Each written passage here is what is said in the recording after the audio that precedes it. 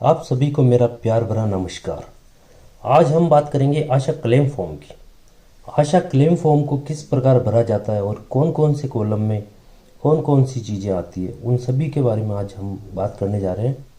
तो शुरू करते हैं पहले पेज से। पहला पेज जो दिखा रखा है, इसमें आशा से संबंधित सामान्य जानकारी भरनी होती है। इसमें आशा क्लेम फॉर्म, आशा सहयोगिनी के कार्य संपादन की मासिक रिपोर्ट तथा भुगतान हेतु प्रपत्र। मतलब आशा क्लेम फॉर्म में जो भी आशा पूरे माह काम करती है उसकी रिपोर्ट और उसको कौन कौन सा भुगतान मिलना उसका ये प्रपत्र है। इसमें सबसे पहले आशा अपना नाम लिखेगी, उसके बाद में मोबाइल नंबर, अगर किसी के पास सीयूजी है तो सीयूजी नंबर लिख देगी। आंगनबाड़ी केंद्र का नाम, जहाँ पर आशाएं काम करती है उस केंद्र का नाम आ जाएगा। गांव का नाम, उप स्वास्थ्य केंद्र या उप केंद्र का नाम, एएनएम का नाम और एएनएम के मोबाइल नंबर। इसके साथ ही पीएससी और सीएससी का नाम, ब्लॉक का नाम, जिले का नाम, कार्य संपादन अवधि, मतलब दिनांक 26 तारीख से आशाओं का काम चालू होता है तो 26 से लेके कब तक का उनको भुगतान देना है तब की दिनांक आ जाएगी। जो कि बार बार आशाओं के लिए अलग से ऑर्डर निकाला जाता है कि आशा को इस दिनांक से लेके इस दिनांक तक की अवधि का काम आशा क्लेम फॉर्म में भरना है। तो वो आपको लिखना है। रिपोर्ट का माह व वर्ष, किस महीने की रिपोर्ट है और कौन सा साल है, और आशा ने कितनी क्लेम राशि करी है। मतलब इस पूरे आशा क्लेम फॉर्म में आशाओं द्वारा जो गतिविधियां भरी गई है उनसे आशाओं को कितने रुपए का क्लेम मिलेगा, उसकी पूरी राशि यहाँ आपको लिखनी है, जो कि अधिकांशतः आशाएं खाली छोड़ देती है। उसके बाद में क्लेम फॉर्म प्राप्तकर्ता का नाम, आपने ये क्लेम फॉर्म भर के किसको दिया है, डाटा एंट्री ऑपरेटर को दिया है या अपनी एएनएम को दिया है, जिसको भी दिया है उसका नाम, उसके मोबाइल नंबर और उनसे आपको हस्ताक्षर भी करवाने हैं। इसके साथ ही ये पहले पेज की जानकारी आ जाएगी, जो कि हम काफ़ी चीज़ें कई बार खाली छोड़ देते हैं, तो आपको हर चीज़ इसमें भरनी चाहिए और ये सारी चीज़ें भरी हुई होनी चाहिए। उसके साथ अब बात करेंगे हम मातृ स्वास्थ्य सेवाएं, जो इसके नेक्स्ट पेज मतलब फर्स्ट पेज है रिपोर्टिंग का, उसके बारे में।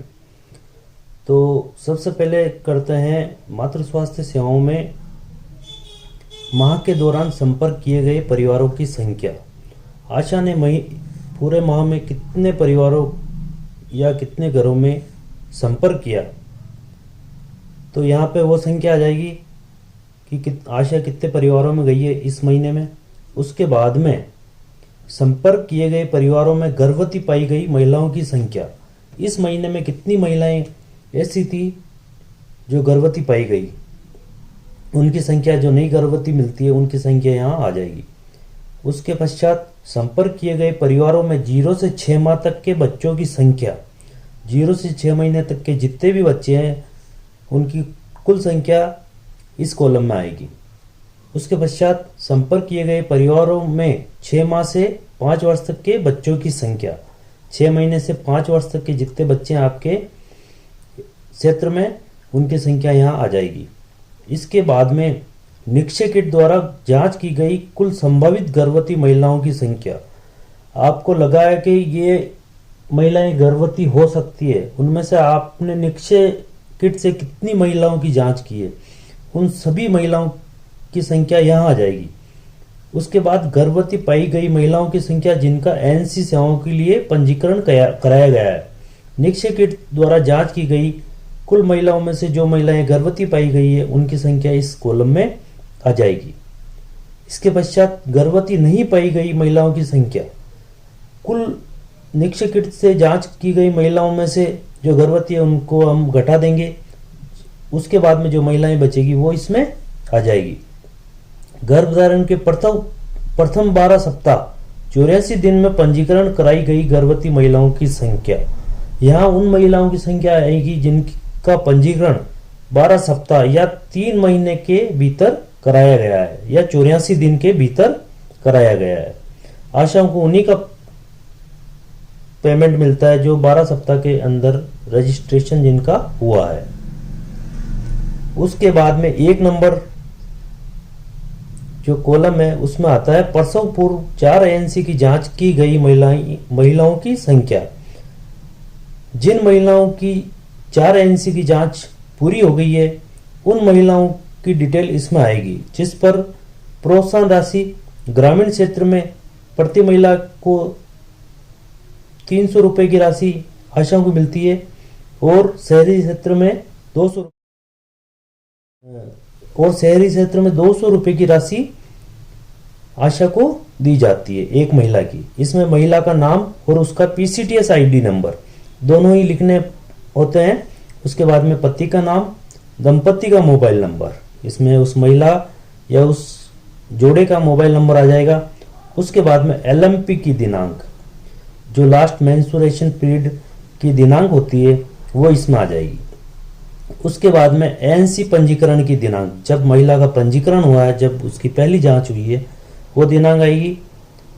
उसके बाद में पहली जांच की दिनांक, जब महिला का पंजीकरण होता है उसी दिन उसकी पहली जांच हो जाती है तो उसी दिन की दिनांक इसमें आ जाएगी।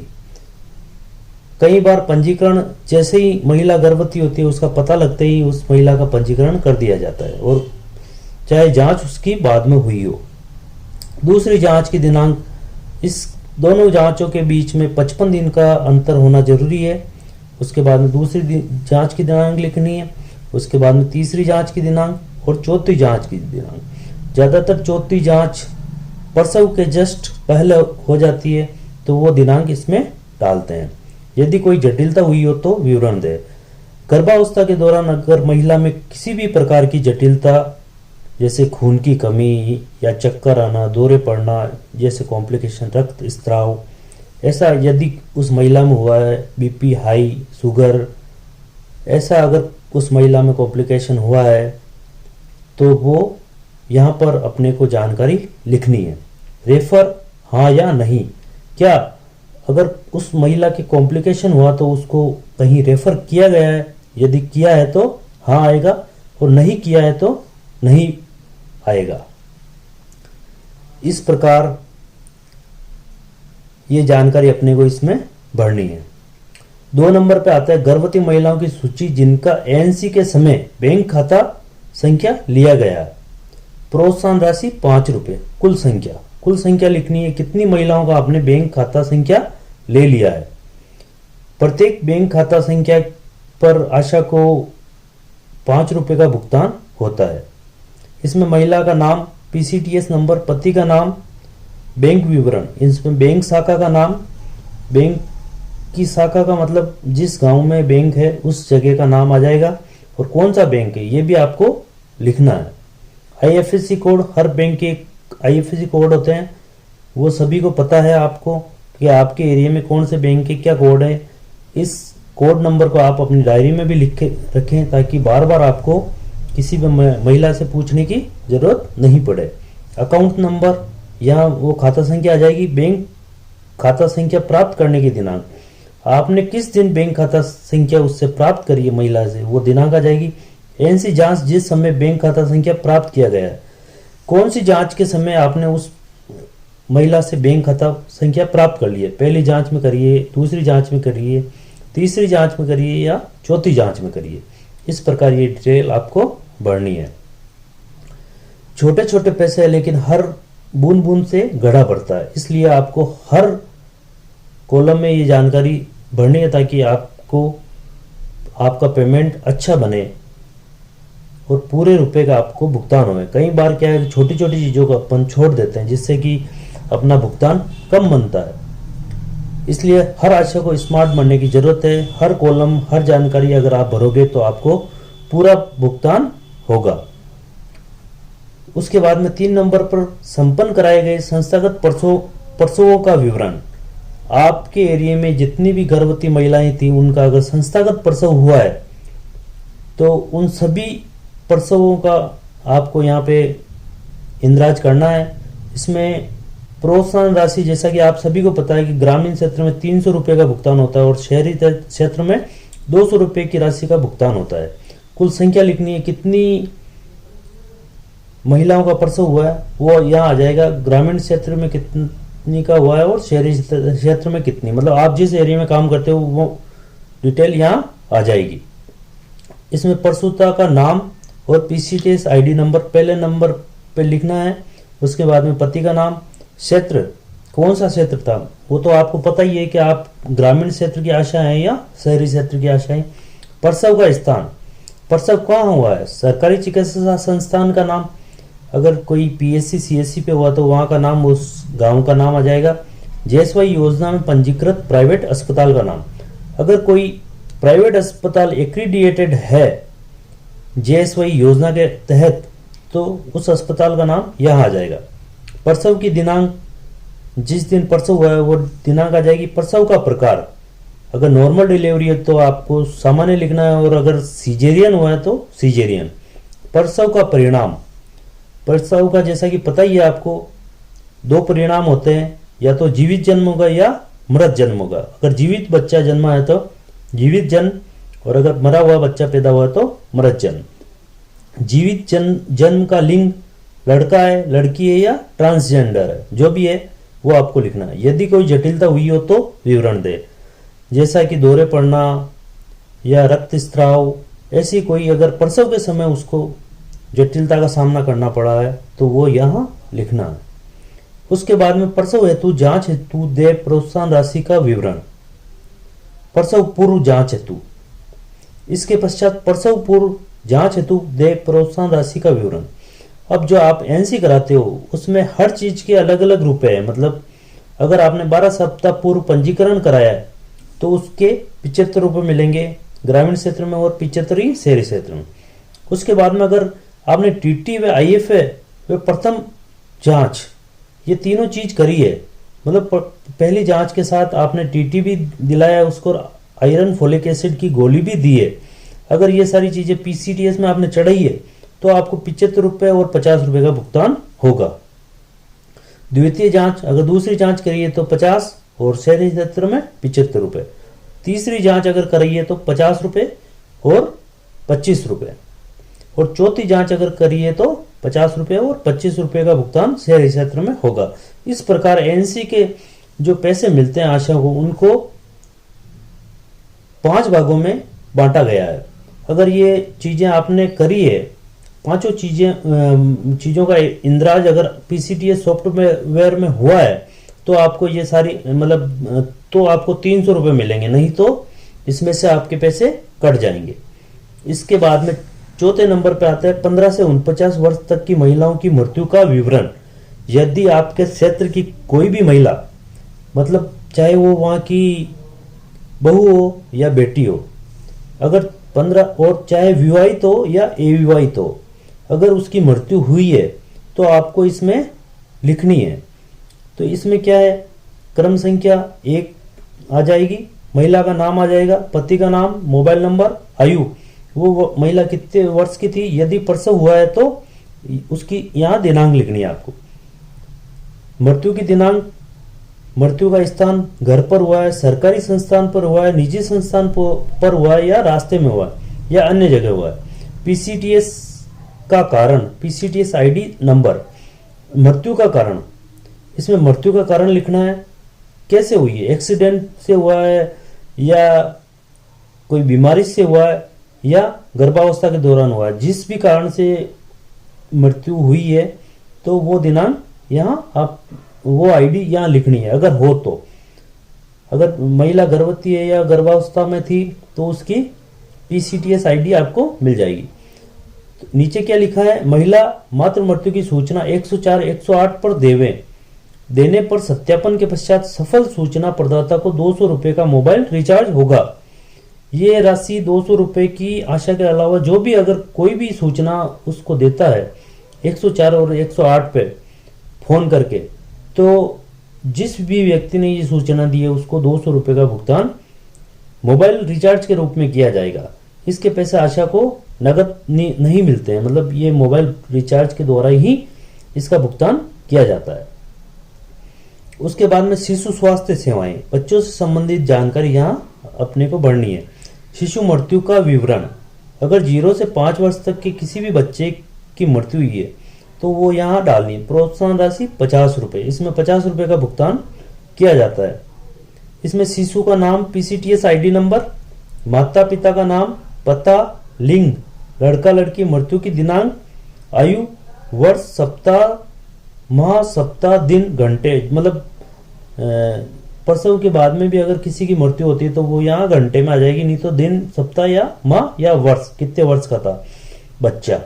मृत्यु का कारण क्या रहा, कोई बीमारी थी या कोई एक्सीडेंट था या जो भी कारण रहा हो वो यहाँ लिखना है। मृत्यु का स्थान, घर, सरकारी संस्थान या निजी संस्थान का नाम, रास्ते में हुई है या अन्य जगह हुई है। रिपोर्ट की दिनांक, आपने मृत्यु की रिपोर्टिंग कब करी है, मतलब NM या MO को आपको फोन करना है जब भी किसी बच्चे की मृत्यु हुई है तो वो दिनांक आपको लिखनी है, मतलब आपने सूचना कब दी है।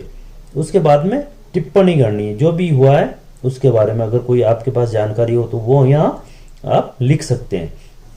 उसके बाद में 6 नंबर पे है अति कुपोषित बच्चों का विवरण जिनका MTC से डिस्चार्ज होने के बाद पूर्ण फॉलोअप किया गया है का विवरण देवे। MTC से अगर कोई बच्चा डिस्चार्ज होकर आता है तो उसका आशा को 4 फॉलोअप करने हैं, उनके आशा को 150 रुपये का भुगतान होता है।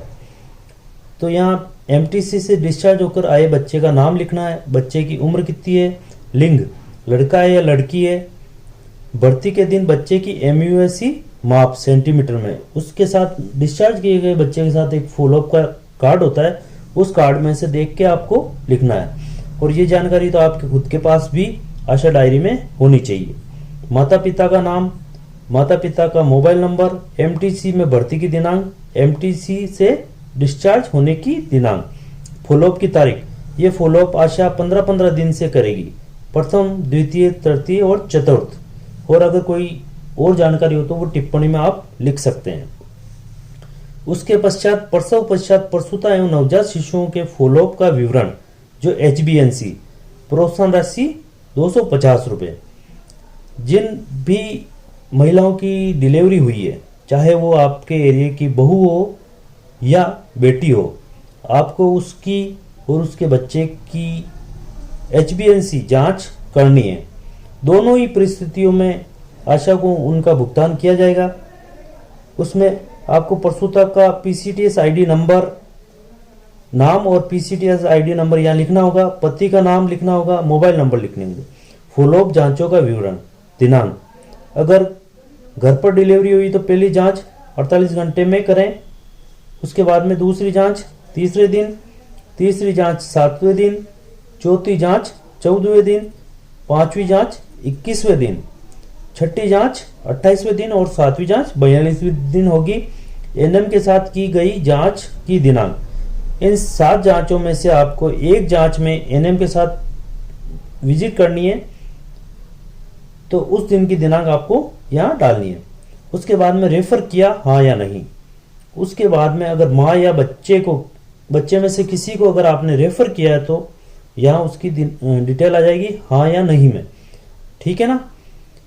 उसके बाद में 8 नंबर पे है माँ कार्यक्रम के तहत त्रैमासिक गर्भवती धात्री माताओं की बैठक हेतु प्रोत्साहन राशि 100 रुपये। गर्भवती और धात्री माताओं की एक त्रैमासिक बैठक का आयोजन आपको करना है। उसमें बैठक की दिनांक और लाभार्थियों की संख्या, उसमें कितनी गर्भवती और धात्री माताओं ने भाग लिया है वो दिनांक आ जाएगी। इसके भी आशा को 100 रुपये त्रैमासिक मिलते हैं, मतलब 3 महीने में एक बार ये भुगतान आशा को किया जाता है। उसके बाद में 9 नंबर पे 15 महीने तक शिशु का home based care for young child, home based care for young child HBYC, ये आशा के लिए नया पैकेज है जिसमें कार्यक्रम के अंतर्गत फॉलोअप करना है। प्रोत्साहन राशि 250 रुपये। इसमें शिशु का नाम, माता पिता का नाम, PCTS ID number, mobile number, 3 महीने पर फॉलोअप, ये दिनांक आपको डालनी है यहाँ पे। 6 महीने पर फॉलोअप की दिनांक, 9 महीने पर फॉलोअप की दिनांक, 12 महीने पर फॉलोअप की दिनांक और उसके बाद में 15 महीने पर फॉलोअप की दिनांक। उसके बाद में ORS उपलब्ध कराया गया है या हाँ या नहीं। अगर आपने उन बच्चों के लिए ORS का पैकेट दिया है तो हाँ लिखना है, नहीं तो नहीं दिया है। अगर 15 महीने तक कोई भी बच्चा है किसी घर में तो उस घर में आपको एक ORS का पैकेट देना होता है। जैसे कि किसी बच्चे को कभी भी दस्त लग जाए तो वो माता पिता उसको तुरंत प्रभाव से ORS का घोल पिला देवें। उसके बाद में आयरन IFA सिरप उपलब्ध कराया गया है या हाँ या नहीं। प्रत्येक बच्चे के घर में एक आयरन की सिरप भी आपको उपलब्ध करवानी है। उसके बाद में 10 नंबर पर SNCU से डिस्चार्ज बच्चों का विवरण जिनका पूर्ण फॉलोअप किया गया हो, प्रोत्साहन राशि 200 रुपये। SNCU से डिस्चार्ज होने वाले बच्चे जो नर्सरी में भर्ती रह के डिस्चार्ज होते हैं उनका आशा को 12 माह तक फॉलोअप करना है। उसके बाद में आशा को 200 रुपये का भुगतान किया जाएगा। तो इसमें SNCU से डिस्चार्ज एवं जन्म पर 2.5 किलोग्राम से कम वजन वाले बच्चे का नाम और PCTS ID नंबर यहाँ लिखने पड़ेंगे। उसके बाद में बच्चे की जन्म की दिनांक, लिंग लड़का है लड़की है ट्रांसजेंडर है, SNCU से डिस्चार्ज होने की दिनांक, जिस दिन वो SNCU से डिस्चार्ज हुआ है वो दिनांक आ जाएगी। और उसके बाद में माता पिता का नाम, माता पिता का मोबाइल नंबर, फॉलोअप की दिनांक, इसमें 3 महीने पे जो डेट आएगी वो फॉलोअप की दिनांक आपको डालनी है। और उस बच्चे को फॉलोअप के लिए SNCU भेजना होता है। उसके बाद में 6 माह पे दिनांक, 9 माह पे दिनांक और 12 माह वाली दिनांक आ जाएगी। इस प्रकार आशा को 200 रुपये का भुगतान किया जाएगा, जो कि कई आशाएं जानकारी के अभाव में ये फॉलोअप नहीं करती है। उसके बाद में टीकाकरण सेवाएं, सोशल मोबिलाइजेशन, प्रोत्साहन राशि 150 रुपये।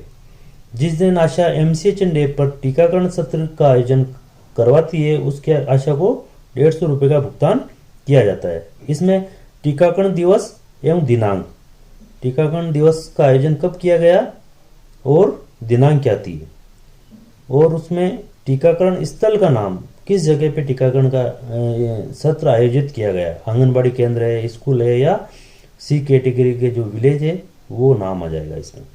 उसमें बाद में लाभार्थी महिलाएं, ड्यू लिस्ट के अनुसार संभावित महिलाएं कितनी थी, महिला और बच्चे, और उपस्थित कितने हुए और दोनों का योग कितना हो गया, ये सारी जानकारी यहाँ आ जाएगी। उसके बाद में 12 नंबर पर पूर्ण टीकाकृत बच्चों का विवरण, 1 वर्ष तक के बच्चे, प्रोत्साहन राशि 100 रुपये। 1 वर्ष तक के बच्चे जिनका पूर्ण टीकाकरण हुआ है, मतलब सभी टीके समय पर लगे हैं, उनकी सभी जानकारी आ जाएगी। इसमें BCG, OPV first second third, pentavalent first second third, RVV rota virus first second third एवं IPV first second, measles first, MR measles और रूबेला का जो टीका लगता है फर्स्ट का टीका लगा हो। इसके साथ ही विटामिन A की दवाई भी उसको पिलाई हो। क्रम संख्या, इसमें बच्चे का नाम आ जाएगा और PCTS ID नंबर, और बच्चे की आयु, लिंग लड़का है या लड़की है, ट्रांसजेंडर है तो उसका यहाँ अपन लिख देंगे, माता पिता का नाम, मोबाइल नंबर, पूर्ण टीकाकरण की दिनांक, मतलब उसके मिजल्स का टीका जिस दिन लगा है उस दिन की दिनांक यहाँ आ जाएगी। और टिप्पणी और कोई अगर जानकारी हो उससे संबंधित तो यहाँ लिखनी है। 13 नंबर पे DPT booster first, OPV booster वे मिजल्स 2 के टीके लगाए गए बच्चों का विवरण जिनका संपूर्ण टीकाकरण हो गया हो, मतलब 16 से 24 माह के बच्चे, प्रोत्साहन राशि 50 रुपये। कुल संख्या आ जाएगी कितने बच्चों को टीकाकरण लगाया है।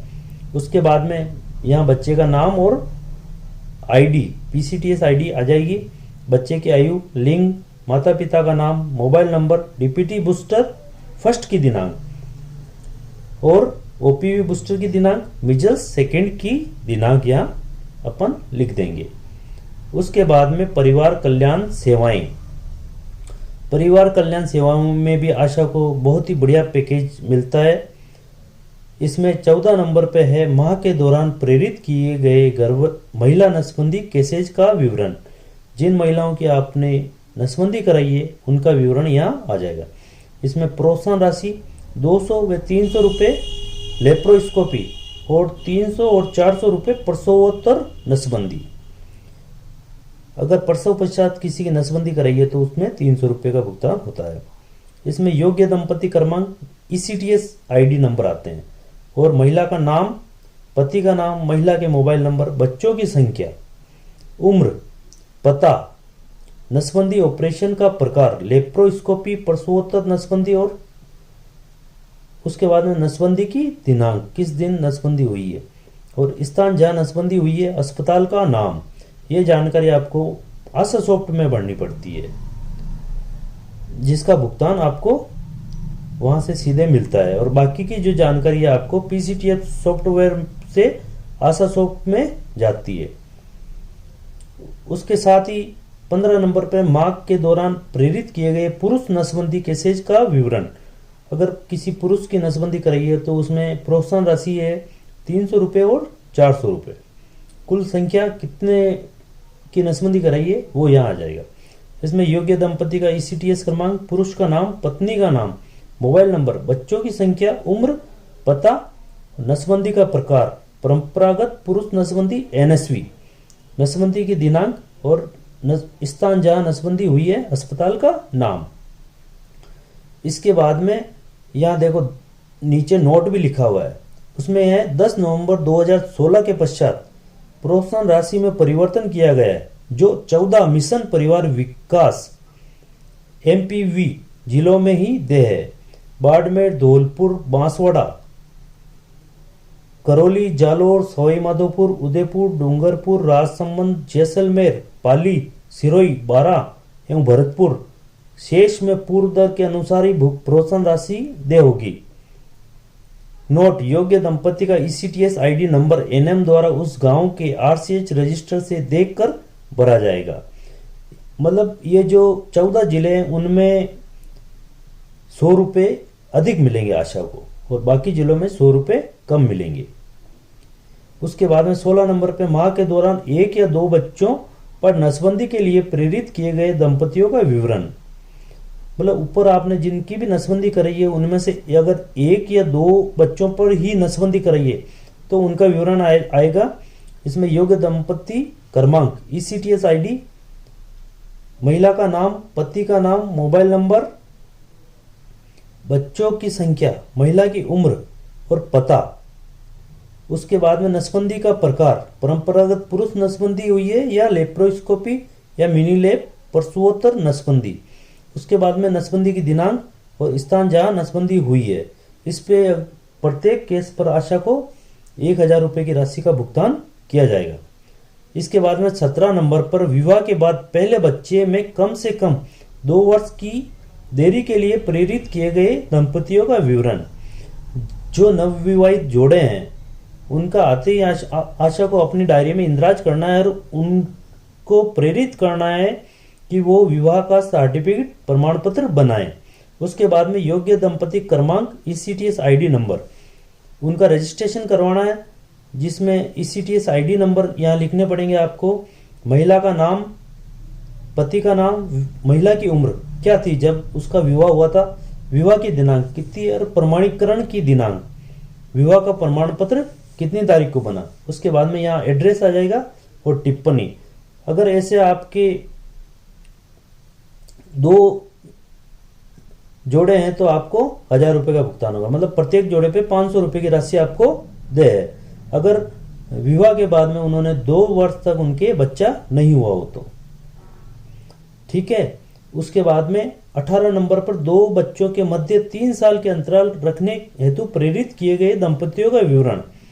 अब आशा डायरी से ये जानकारी लेनी है आपको कि पहले जिनके 1 बच्चा था और उनके बाद में उन्होंने 3 वर्ष का अंतराल रख लिया हो, ऐसे दंपति का यहाँ विवरण आएगा। योग्य दंपति क्रमांक, ईसीटीएस आईडी नंबर यहाँ आपको लिखने हैं। महिला का नाम, पति का नाम, महिला की उम्र, पता, मोबाइल नंबर, प्रथम बच्चे की जन्म की दिनांक और द्वितीय बच्चे की जन्म की दिनांक यहाँ आएगी और अंतराल अवधि कितने साल का अंतर इसमें रखा गया है।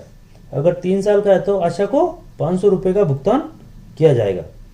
उसके बाद में 19 नंबर पर प्रसव के बाद आईयूसीडी, कॉपर्टी, पीपीयूआईसीडी लगवाने के लिए प्रेरित की गई महिलाओं का विवरण। अगर प्रसव के तुरंत बाद किसी महिला के पीपीआईसीडी लगाई गई है तो यहाँ उसका विवरण आएगा। योग्य दंपति क्रमांक, ईसीटीएस आईडी नंबर यहाँ लिखने पड़ेंगे। महिला का नाम, पीसीटीएस आईडी, पति का नाम, महिला की उम्र, जीवित बच्चों की संख्या, पता, मोबाइल नंबर, प्रसव की दिनांक, चिकित्सा संस्था का नाम जहां प्रसव हुआ हो और आईयूसीडी लगाने की दिनांक, तारीख यहाँ आ जाएगी। इस प्रकार इस पे आपको 150 रुपये का भुगतान किया जाएगा। 20 नंबर पर आता है, माह के दौरान गर्भपात पश्चात आईयूसीडी PIIUCD लगवाने के लिए प्रेरित की गई महिलाओं का विवरण। इसमें जो गर्भपात जिनका अबॉर्शन हुआ है उनके बाद में अगर किसी के IUCD लगाते हैं तो उन महिलाओं का विवरण आएगा। इसमें योग्य दंपति क्रमांक, ECTS ID नंबर, महिला का नाम, पति का नाम, महिला की उम्र, पता, मोबाइल नंबर, गर्भपात की दिनांक, चिकित्सा संस्थान का नाम जहां गर्भपात कराया गया है, IUCD लगाने की दिनांक। इसमें गर्भपात के 12 दिवस के भीतर IUCD के लिए प्रेरित करने पर ही आशा को प्रोत्साहन राशि दी होगी। जिनका अबॉर्शन कराया गया है उनको अगर 12 दिन के अंदर अंदर ये IUCD लगाई गई है तो उनको उसका भुगतान किया जाएगा। इसके बाद में 21 नंबर पर है, माह के दौरान इंजेक्टेबल कॉन्ट्रासेप्टिक MPA अंतरा लगवाने के लिए प्रेरित की गई महिलाओं का विवरण। यदि किसी महिला के अंतरा लगाया गया है तो उसका विवरण यहाँ आएगा। इसमें प्रोत्साहन राशि प्रति महिला 100 रुपये प्रति डोज, मतलब ये पैसा प्रति इंजेक्शन के हिसाब से दिया जाएगा। यहाँ कुल महिलाओं की संख्या आ जाएगी जितने के अंतरा इंजेक्शन 1 महीने के भीतर लगाए गए। इसमें भी योग्य दंपति क्रमांक, ECTS ID और महिला का नाम, पति का नाम, महिला की उम्र, पता, मोबाइल नंबर, MPA लगवाने की दिनांक, MPA किस संस्था पर लगवाया गया है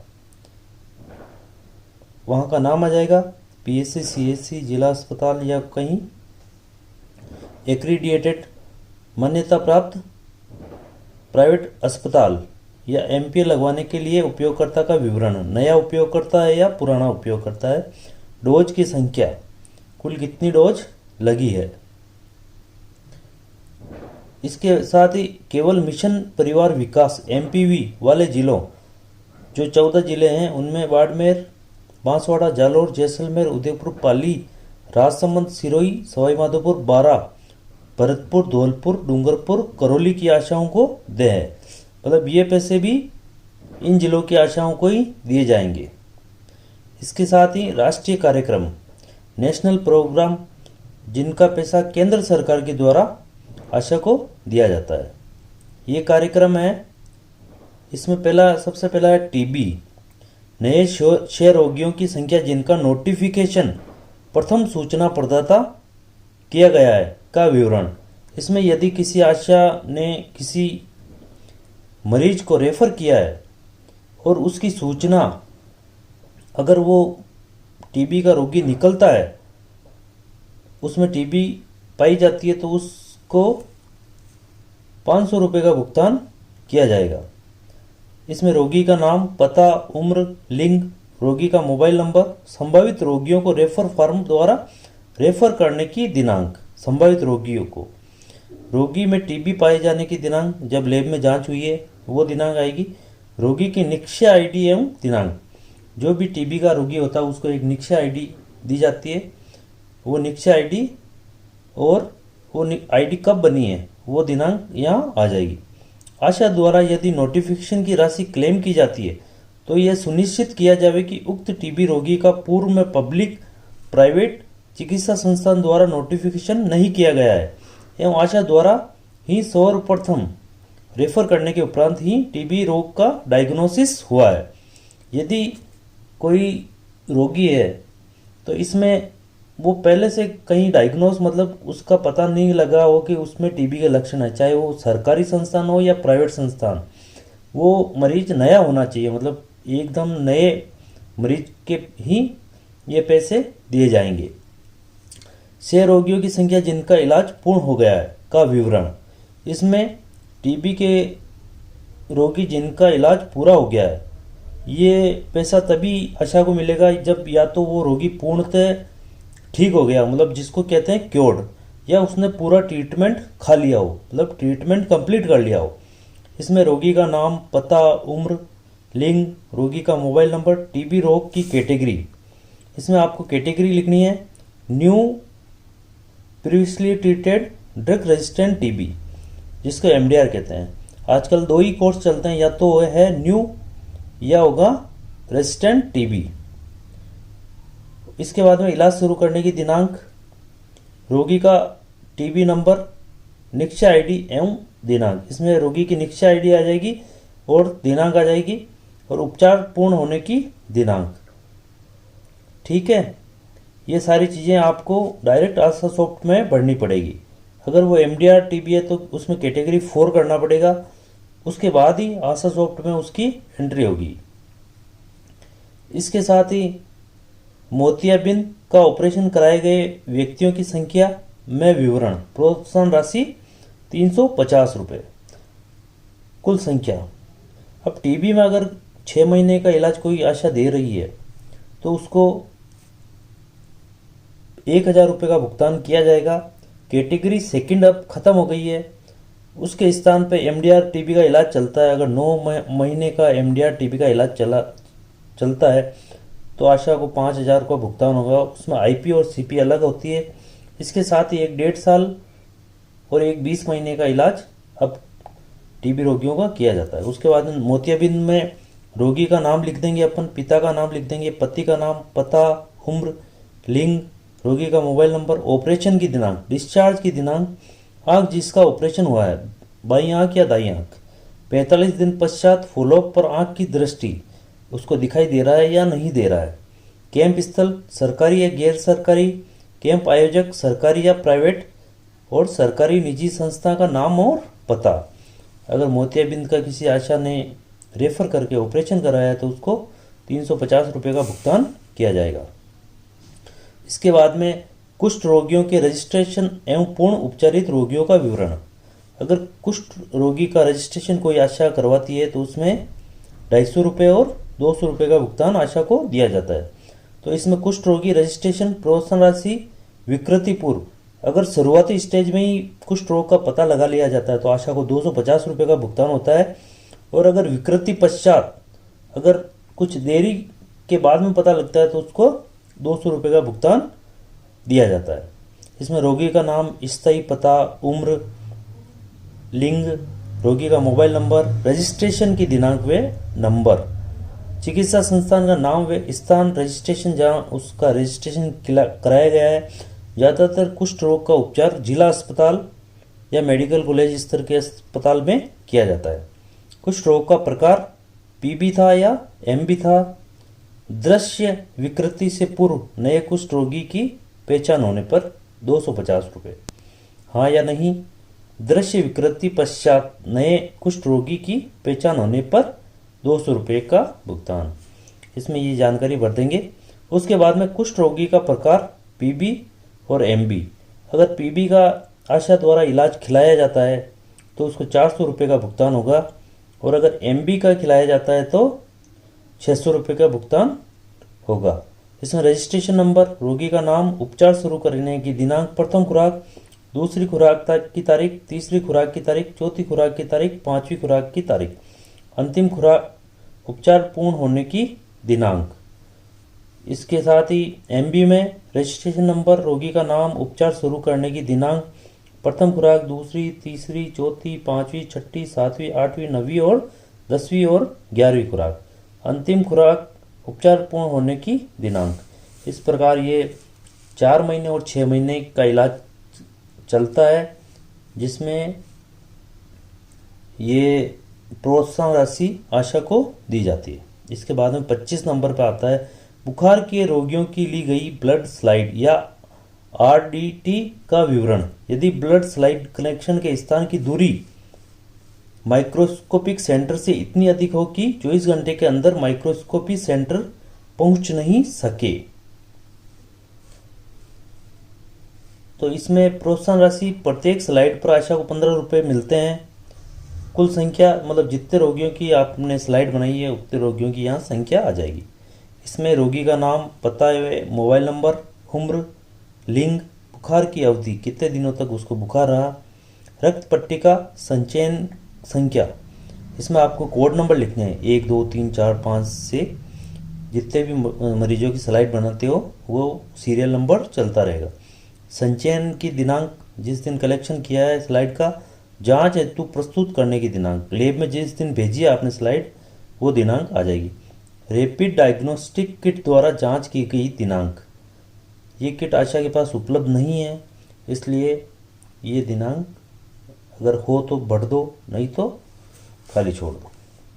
उसके बाद में 26 नंबर पर मलेरिया के पॉजिटिव केसेस जिन्हें संपूर्ण इलाज देकर उपचारित किया गया है का विवरण, कुल संख्या। इसमें रोगी का नाम, पता व मोबाइल नंबर, उम्र, लिंग, मलेरिया का प्रकार, पीबी और पीवी और पीएफ, दो प्रकार के मलेरिया होते हैं। पीवी का इलाज 15 दिन तक चलता है और पीएफ का इलाज 3 दिन तक चलता है। रक्त पट्टिका संख्या व दिनांक, उपचार शुरू करने की दिनांक, उपचार पूर्ण होने की दिनांक, फॉलोअप रक्त पट्टिका। इसमें हर व्यक्ति का इलाज पूरा करने पर आशा को 75 रुपये का भुगतान किया जाएगा। इसके बाद में एनसीडीज कार्यक्रम, सीपैक्ट फॉर्म भरे गए 30 से 65 आयु वर्ग के व्यक्तियों की संख्या, जितने का फॉर्म भरा वो संख्या आ जाएगी। जिन व्यक्तियों का सीपैक्ट फॉर्म भरा गया है उनमें से एनसीडी स्क्रीनिंग हेतु मोबिलाइज किए गए व्यक्तियों की संख्या, उनमें से डायबिटीज, हाइपरटेंशन एवं कैंसर पाए गए मरीजों की संख्या, जिनका प्रत्येक 6 माह में एक बार फॉलोअप किया गया है, ये डिटेल आ जाएगी।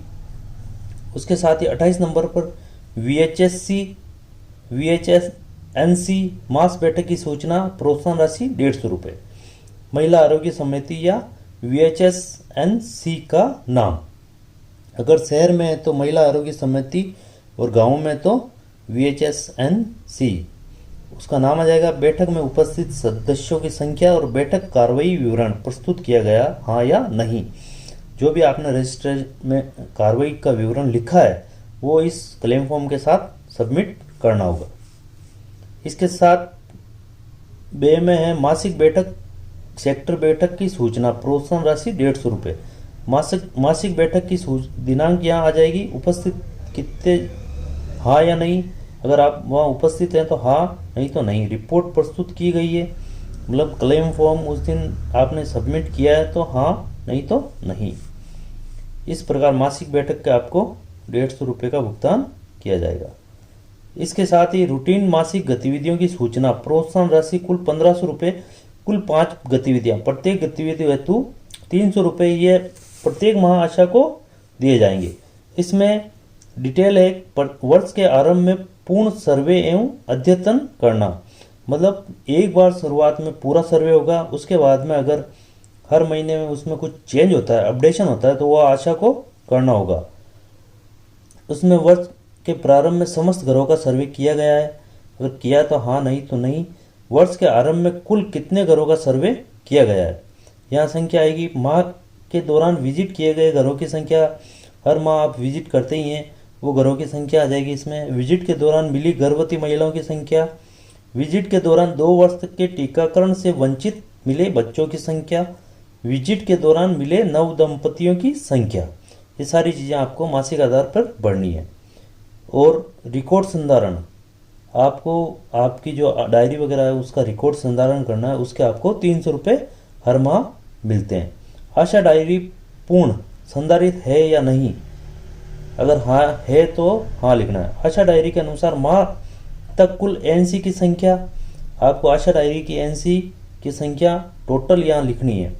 आशा डायरी के अनुसार माह तक कुल एचबीएनसी की संख्या, आशा डायरी के अनुसार माह तक कुल टीकाकृत बच्चों की संख्या, आशा डायरी के अनुसार माह तक कुल योग्य दंपतियों की संख्या, राष्ट्रीय कार्यक्रम में करवाए गए विभिन्न केसों की संख्या, जैसे टीबी वगैरह का सर्वे होता है तो वो सारी चीज़ें इसमें आपको लिखनी है। इसके बाद में ड्यू लिस्ट तैयार करना, ये आपको हर मंथ तैयार करनी है, इसके भी आपको 300 रुपये का भुगतान किया जाएगा। इसमें टीकाकरण है तो ड्यू बच्चों की संख्या, बीसीजी के लिए ड्यू कितने हैं, प्रथम dose pentavalent, OPV, RVV, FIVV, first PCV के लिए कितने ड्यू है, द्वितीय डोज, तृतीय डोज और मेजल्स प्रथम और डीपीटी बूस्टर, ये जो आपकी ड्यू लिस्ट है उसमें जो ड्यू लिस्ट में बच्चे हैं उनकी संख्या यहाँ आ जाएगी। इसके बाद में ड्यू लिस्ट तैयार करना गर्भवती महिलाओं की। इसके साथ ही नई पहचान की गई एनसी कितनी है, प्रथम जांच हेतु ड्यू गर्भवती महिलाएं। गर्भवती महिलाएं की संख्या द्वितीय जांच के लिए, तीसरी जांच के लिए और चौथी जांच के लिए, और उसके साथ हाई रिस्क प्रेगनेंसी वाली महिलाओं की संख्या वो आपको यहाँ लिखनी है। उसके बाद में योग्य दंपति, परिवार कल्याण सेवाएं प्राप्त प्रेरित लाभार्थियों की संख्या, जिनको आप परिवार कल्याण के साधन दे रहे हैं उनकी सबकी संख्या आ जाएगी। इसके साथ ही निरोध उपयोगकर्ताओं की संख्या, मालायन उपयोगकर्ता, क्षय उपयोगकर्ता, इंजेक्टेबल कॉन्ट्रासेप्टिक के लिए प्रेरित योग्य दंपतियों की संख्या जिन्होंने साधन अपनाया है। उसके साथ पीपीआईसीडी के लिए प्रेरित योग्य दंपतियों की संख्या जिन्होंने साधन अपनाया, नसबंदी के लिए प्रेरित योग्य दंपतियों की संख्या जिन्होंने साधन अपनाया। इस प्रकार ये 5 तरह की गतिविधियां हैं जिनके आशा को 1500 रुपये का भुगतान हर माह किया जाएगा, और ये भुगतान शहरी और ग्रामीण दोनों ही क्षेत्र की आशाओं को मिलेगा, जो कि कई जगह नहीं मिल रहा है। इसके बाद में 30 नंबर पे वर्ष के दौरान आशा द्वारा 1-2 बार संपादित की जाने वाली गतिविधियों हेतु प्रोत्साहन राशि। इसमें गतिविधि का नाम जैसे राष्ट्रीय कृमि मुक्त दिवस NDD, ये आपको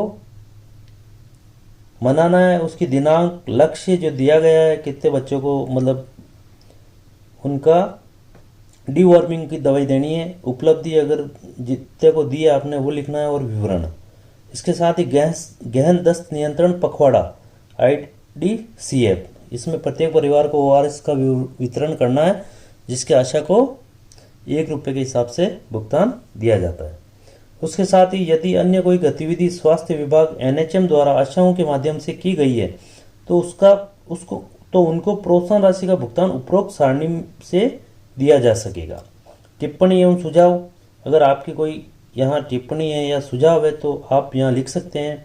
आशा सहयोगिनी के हस्ताक्षर ये करना बहुत जरूरी है आपको। उपरोक्त सेवाओं का NM द्वारा प्रमाणीकरण, अब NM यहाँ लिख के देगी। प्रमाणित किया जाता है कि आशा सहयोगिनी श्रीमती, यहाँ आशा का नाम आएगा, द्वारा माह जनवरी फरवरी मार्च जो भी महीना है उसका नाम आएगा के दौरान उपरोक्तानुसार संपन्न की गई गतिविधियों का मैंने मेरे रिकॉर्ड संबंधित ग्राम के RCH रजिस्टर, ममता कार्ड, HBNC कार्ड आदि से जांच कर ली है। उपरोक्त प्रत्येक गतिविधि में दर्शाई गई सेवाओं के लाभार्थियों की नामवार सूची वे सेवाओं का मिलान रिकॉर्ड से कर लिया गया है। प्रदत्त की गई सेवाओं की प्रगति मेरे द्वारा प्रमाणित की जाती है। इसके साथ ही NM का यहाँ हस्ताक्षर होंगे, उनका नाम और उनके मोबाइल नंबर यहाँ लिखने हैं। इसके बाद में आशा के क्लेम फॉर्म के साथ संलग्न प्रमाण पत्रों की प्राप्ति रसीद यह आपको वापस प्राप्त करनी है। इसमें प्रमाणित किया जाता है कि आशा सहयोगिनी श्रीमती गांव द्वारा माह के क्लेम फॉर्म के साथ निम्नलिखित दस्तावेज प्रमाण पत्र प्रस्तुत किए गए हैं। इसमें आपको जो भी आपने क्लेम फॉर्म में राशि क्लेम की है उसके साथ ही प्रमाण पत्र लिखने और कितनी राशि क्लेम की है वो सारी डिटेल इसमें आ जाएगी। नीचे आपको इसका योग टोटल लगानी है। उसके बाद में उपरोक्त दस्तावेज प्राप्तकर्ता का नाम, आपने ये क्लेम फॉर्म किसको जमा कराया है उसका नाम आ जाएगा यहाँ पे, उनके मोबाइल नंबर आ जाएंगे। राशि भुगतान करने हेतु मैं प्रमाणित करती हूँ, ठीक है।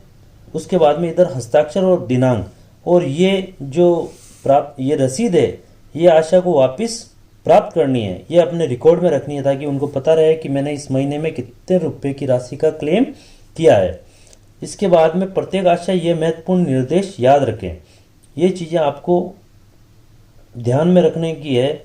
एक आशा चिकित्सा विभाग का कार्य सिर्फ उसके निर्धारित आंगनबाड़ी क्षेत्र में ही करेगी। आप अगर किसी दूसरे के क्षेत्र की नसबंदी या कोई अन्य कार्य करते हैं तो उसका आपको भुगतान नहीं मिलेगा।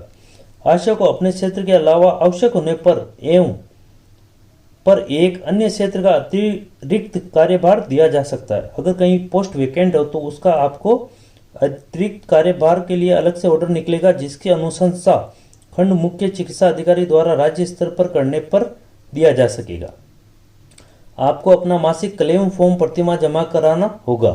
किसी भी परिस्थिति में 3 माह पुराने चालू माह प्लस पिछले 2 माह क्लेम फॉर्म की एंट्री आशा सॉफ्ट में नहीं की जा सकती है। इसलिए आप ध्यान रखें कि 3 महीने के अंदर अंदर ही आपने अगर कोई कार्य किया है तो उसका भुगतान क्लेम फॉर्म में करें, नहीं तो आपको उसके बाद में उसका भुगतान नहीं होगा, उसकी एंट्री नहीं होगी इसमें। आपके कार्य का राज्य स्तर से प्रतिमाह मूल्यांकन हो रहा है। अगर किसी गतिविधि का आपने गलत भुगतान प्राप्त किया है तो ये वसूली योग्य है एवं ऐसा करने पर आपको आशा के कार्य से हटाकर राजकीय राशि के दुरुपयोग की कार्रवाई भी की जा सकती है। इसलिए गलत जानकारी नहीं भरें, आपने जो काम किया है उसी का पैसा आप क्लेम करें। ठीक है। इसके साथ ही इस क्लेम फॉर्म में जो भी सरकार की योजनाएं चलाई जा रही है उनके बारे में पीछे के पेज में ये जानकारी आपको मिलती है, वो भी आप समय समय पर पढ़ते रहें। इसके साथ ही आपको मेरे द्वारा क्लेम फॉर्म भरने के बारे में जो जानकारी दी गई है वो कैसी लगी है उसके बारे में कमेंट्स करें, लाइक करें और ये वीडियो ज़्यादा से ज़्यादा आशाओं को शेयर करें ताकि उनको हर चीज़ समझ में आ जाए और वो अपने द्वारा किए गए कार्य का पूरा क्लेम करें। और मैं आशा करता हूँ कि मैं इसी प्रकार की वीडियो आपके लिए बनाता रहूँगा और आशा करता हूँ कि आपको ये ज़रूर पसंद आया होगा। इसी के साथ ही धन्यवाद।